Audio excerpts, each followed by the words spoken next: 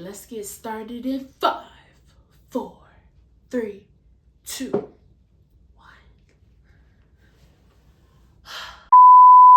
I have arrived. Oh, I guess this is when I say words.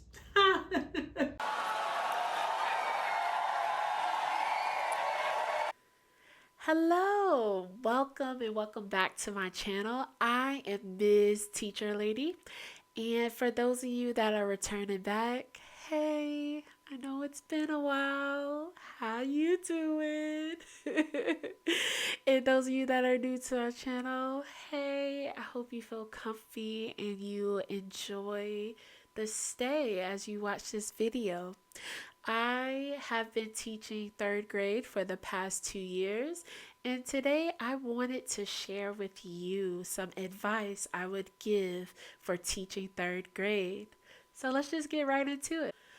So there may be some advice that you'll realize, hey, I can use this for other grades than third grade. And that's great. Just take what you need. I just know that this past 2 years of teaching third grade for the first time was a whirlwind. So I wanted to help other third grade teachers just know, hey, what makes third grade so special and what can I do to make sure that I'm giving the best experience for my students? So something that makes third grade really special is it's a big shift and transition year. You're going from second grade, which is K through 2. It's like when you think of elementary school, you think of it as K through 2 and then third through 5th. And once you get into third grade, they start testing these kids like it's nobody's business. Like here in Georgia, they take the state test, which is called the Georgia Milestones in third grade. They start that and take that all throughout through 8th grade. Then, in addition to the Georgia Milestones, they take district assessments. And then on top of that, they take another test. It's another standardized test. They are tested out of the wazoo in third grade. And you see that shift. So third grade is a really special grade because you always get hit with the parents like, oh my gosh, I'm not used to my child not getting it or not getting A's all the time. This is new to me. And I'm like, yeah, it's very rigorous when you switch from second to third grade. So third grade is that special year. So one advice I would give is teach test prep. Not saying teaching to the test. Hear me clearly, okay? Please don't teach to the test, but teach your students how to test. This is their first introduction to all of these benchmarks, district assessments, standardized tests, state tests, county tests, all the things, right? So third grade is really important to teach test prep. So teaching them skills on how to take tests, how to do process of elimination, how to read through the question and really refer back to any text to support their thinking, or really making sure they understand what the question is actually asking them. So that would be my first piece of advice for teaching third grade is definitely teach test preparation. Some more advice for third grade teachers is please incorporate whole group carpet time. Yes, I know that they are getting into the upper elementary, but they're still little kids. They really do need that time away from their desks where they're just at the carpet gaining whole group instruction. It's something so magical about them being away from their desks and they're all being on the carpet and them paying attention during the whole group lesson about things, about the concepts that you're teaching. So I made the mistake this past year. I rearranged my room, and I rearranged my room to where I took away my carpet and I didn't have that carpet in front of the front board. So when we did whole group time, they were just at their desk Let me tell you, there was a huge difference. From the first half of the year when we did whole group time, they knew the expectations during whole group time. They didn't have anything in their hands. They were focused on the front. Yeah, you had some kids that are playing with the carpet and trying to tear up your hard-earned the carpet that you spent your hard-earned money on. Um, but for the most part, it was just nice for them to get out of their seat and to be in the whole group time because the whole focus is on what you're doing in the front because they're at the carpet for whole group time. Now, second semester, when I took the carpet away, oh my gosh, it was like it was like pulling teeth just to get their attention to stay during whole group time. So please, as a third grade teacher, please have whole group carpet time. It is, you might think it's not important, it is very important, and they need that time, and it really does benefit the students. The next piece of advice that I would give to a third grade teacher, this could actually be used even if you don't teach third grade. Really, any grade level this could work for, but specifically for third grade, I had to learn that every moment can be a lesson. So you have to remember that they're kids. They are new humans to this world. They are still trying to figure out their emotions. They're still trying to figure out how to cope with things, how to react to things, how to be a civilized human being. Okay? So let's say there's a disagreement at recess. That's a learning opportunity. Let's say some kids are having an argument in class. That's a learning opportunity. Laughing at someone's pain because they fell or they tripped. Learning opportunity. Leaning back in their chair. Learning opportunity. And what I mean is like when the kids get in a, let's go back. The kids get in a disagreement in recess. Instead of just being like, hey, stop that. Just talk it out. Just talk it out. Like, okay, what's going on? What happened? Ask all parties what happened. And then repeat back to them what they just told you. And then have them talk through their feelings, their emotions, and just being like, look, when you get older, you're going to deal with different kinds of people. And sometimes you're going to get into a disagreement. You're not about to agree with every single person that you encounter in your life, but you have to learn how to disagree.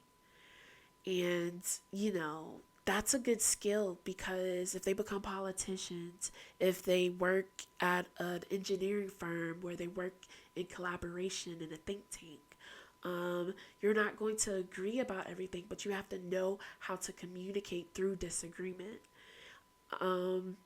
So just use that as a learning opportunity. Everything is a learning opportunity. Everything. And you might say, do I really have the time to teach a little lesson? It could be something as quick as, let's say, the leaning back in the chair. You know, when the kids do that lean back thing and they're like about to bust their head open. And so I'm just like, really quick, being like, hey, could you not lean back in your chair, put all four on the floor? I don't want you getting hurt.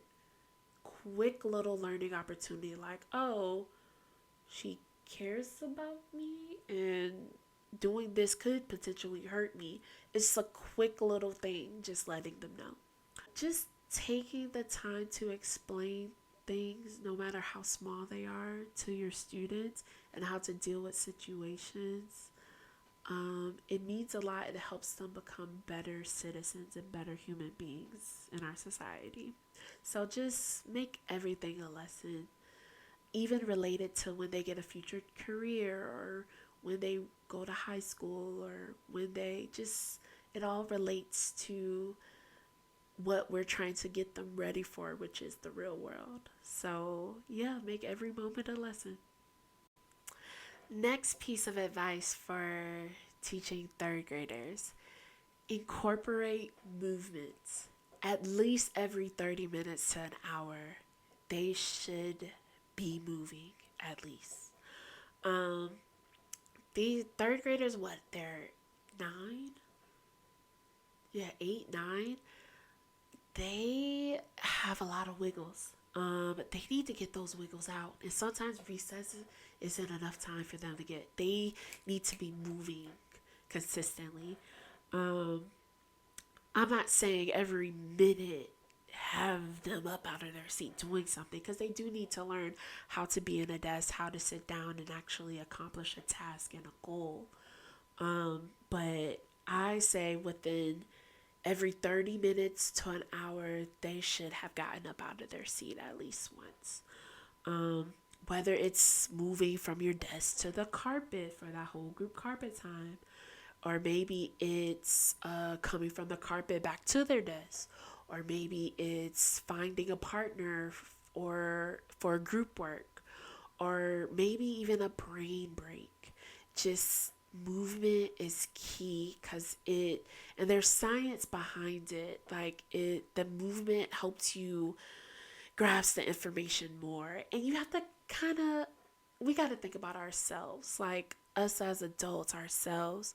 We know that if we're sitting and getting for a long time, we're not really getting.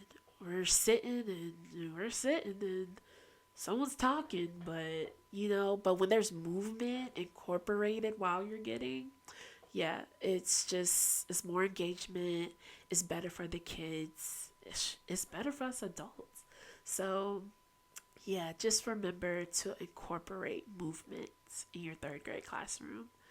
Really, any grade classroom, but specifically for third grade. My next piece of advice: get comfortable with your least favorite subject. Yes, I am talking to you. Yeah, I'm looking at you. I am talking to you. Okay? You got to get comfortable with your least favorite subject. Let me tell you, I am a math girly. I am not a science girly, okay? These past 2 years, I had to teach math, social studies, and science. Social studies grew on me. Math, my jam. Science? So, let me tell you, even though I was a STEM education major, you might as well should have called me a TIM education major, okay? I took that as right off and kicked it to the side, because science was always that subject that I really had to work extremely hard just for it to make sense to me. So, yeah, science is my least favorite subject. But you know what? This past year, that was the highest that my classes scored on the district assessment was in science. Go figure. And you know why? Because I brought enthusiasm to science. I was like, I'm not about to let my funky little attitude about science creep up in this classroom. Because if I have a funky attitude about it, then they're going to pick up on that funky attitude. And then they're going to have a funky attitude about science. We're not doing that. So I just brought enthusiasm to science, even though I could not stand it. But I brought the enthusiasm, and it works. Just get comfortable with your least favorite subject. Backwards design is also very great. Um, Always keep the assessments in mind, not teaching to the test, but keeping the assessments in mind lets you know what they need to know, what they're going to be assessed on. So throughout the teaching of it, it helps you ask better scaffolding questions. It helps you just prepare them more for exactly what they need to know. So yeah, some of you, I hear some of y'all's favorite subject is not math. It's okay. I hear you. I can't relate, but I hear you, okay? Bring enthusiasm to math if that's you. You might not like reading and writing. Bring the enthusiasm. We gonna fake our way to the top, running around. Try that for me, running around. Yes, okay. We just got to, because at the end of the day, we're kind of like actresses. We have to fake the funk a little bit, just to make the kids' learning experience even better. Okay, so please get comfortable with your least favorite subject. My next piece of advice, I can do a testimony about the truth of how well this works. The power of anchor charts. Oh my gosh. So, my assistant principal comes in my room and she's looking around, and I'm like, oh, she's just looking to see what's up. I did not have many anchor charts up. But let me tell you how my brain works. I'm like, I can't do the anchor charts while I'm teaching because I want my handwriting to be neat, and I'm going to try to write fast so we could get through this, and they're not waiting on me to write this neatly. And so I just write it fast and it's like chicken scratch. And so I'm like, well, I'll just do the anchor charts after school. But I had an administrator tell me that doing anchor charts live in the classroom, it's like you are showing them your thinking in real time. And I was like, okay, lady, I'll try it because I like to learn. So I was like, let me just take your advice. Oh my gosh, it really works. It works. It's something about an anchor chart. And the thing about the anchor chart is not only do you do the anchor chart live during the lesson, but then you hang it up on your wall, and then you as the teacher refer back to that anchor chart as y'all are reviewing, as y'all are going into future lessons. But like, how to multiply. Let me look at this anchor chart with the strategies on how to multiply. And just having that up and you referring back to it, it'd be like the kids are like, well, I can refer back to it because I'm seeing my teacher not only think aloud live time, but I'm also seeing her use the resource of that anchor chart in future lessons. And it really helps. I remember I was teaching social studies and I was teaching about the colonies, colonial America, and we had to teach about the New England colonies, the Mid-Atlantic colonies, and the Southern colonies. I was like, well, let me put Southern colonies on this wall, Mid-Atlantic on this wall, and New England colonies on this wall. While I was asking review questions, and this was around the time we were doing testing, so we had to cover up or put down our anchor charts. This boy looked at the wall where the Mid Atlantic colonies anchor chart was, and he was like, it was like he was envisioning that anchor chart there because he remembered that was the wall it was on, and he looked at that. It was just, I was like, oh, wow. Especially for third grade, like, they need anchor charts. And it didn't click because I was coming from like a sixth grade, fifth grade experience, and they need anchor charts too. But man, the younger they are, they really need those anchor charts. So there is power behind an anchor chart. I know it might seem silly. I know you're thinking, oh, but I'm too much of a perfectionist to use anchor chart, or oh, I don't know. I don't think they really work. They work. Do them live in class if you can. And yeah, just do the anchor charts. I'm gonna just leave it at that. Because if you do the anchor charts, you will see. I literally saw on their assignments them doing better after I put up more anchor charts. Yeah. So, the power of anchor charts, man. So, my last piece of advice is create a small group system.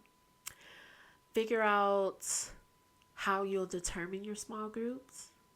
Figure out what you'll go over in your small groups, how you use differentiation in your small groups, um, what you will do with struggling students who don't get it in that one small group session, what's your game plan after that.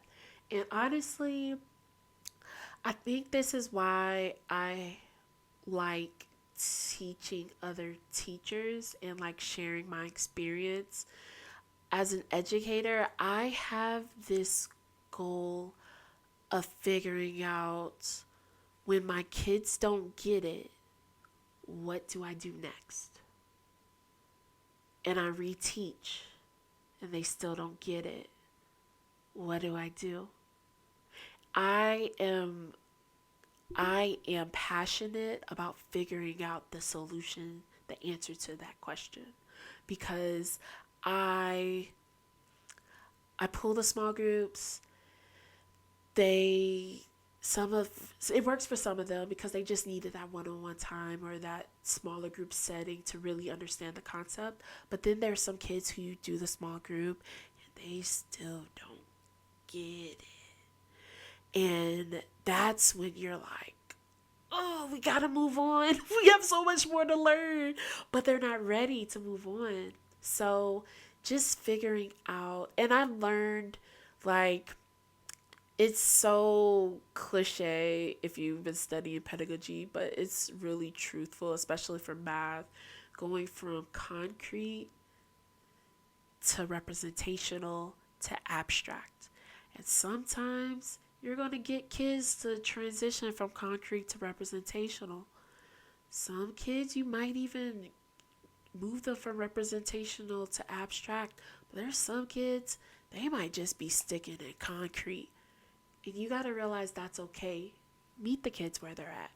So, yeah, just create a small group system. And I have this last because I'm still trying to figure out my small group system. But baby, once I figure that thing out, you can't tell me nothing. You're not going to tell me anything.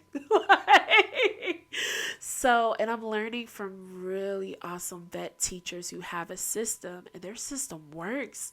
There is a teacher I work with. She is the queen of small groups, and I let her know that every time. She has a system. It works for her. She's tried to teach me her system. It don't work for me, but that's okay. I'll use a little bit of what she does, a little bit of what I want to do, a little bit of what I hear from someone else, and just see what finally works for me. I am about to go on my 10th year of teaching. I am sure that I'm going to get this small group system down pat, and I'm going to be ripping and rolling. So yeah, just have a small group system that you're comfortable with. Don't try to incorporate someone else's small group system and it doesn't mesh with your classroom environment and your vibe. If it doesn't vibe, it's okay. Just, you have to experiment and try new things. All right, you guys. So those are 6 to 7. 6, 7. Yeah, now that we do it, the kids hate it, and I love it. It's dying out, guys. We're almost done with the 6, 7 phase. But anyway, those are about 6 to 7 tips for third grade teachers. Even if you're not a third grade teacher, I hope that this video was helpful for you and you learned something that you would try yourself. If you like this video, thank you so much. Please click that like button, comment, and even subscribe. Oh my gosh, yes, you can subscribe to my channel. It's okay. Come on, all right, come on. It's fun over here. But yeah, if you liked it, please like, comment, subscribe. If you watched this and you didn't like it, I don't know what to tell you, Playboy. Okay. But I'm glad you're here though. All right. Yeah, if you have any questions or any comments, or is there any advice that you would like to share, please leave it in the comments. Those of you that have been teaching third grade, those of you that are new to third grade, I would love to hear your thoughts, your expertise. We all are learning from each other. We all have the same goal. We just want students to grow and learn. And I think building a community, especially here online, and giving our advice will help our kids grow and learn. So yeah, I look forward to seeing you soon, and have an amazing rest of your day. Bye. Bye.